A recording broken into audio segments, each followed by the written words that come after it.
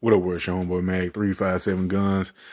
Um, Doing some shelving for my closet. I was gonna niche this rod here all together, but what I did, this was pushed all the way back, so I pulled it out some.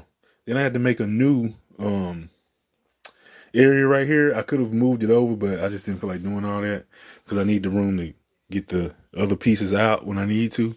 Because I'm gonna have to paint some stuff in here. But I got everything, got the fitment done correctly.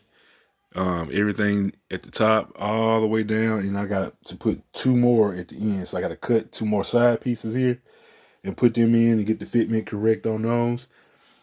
And as you can see, I've kind of marked out some stuff, and so it's kind of gonna be right either way it go. But I got a way that I'm gonna do it to make sure that I get the fitment correct. As you can see with this rod here, I messed it up, but as you can see with that rod,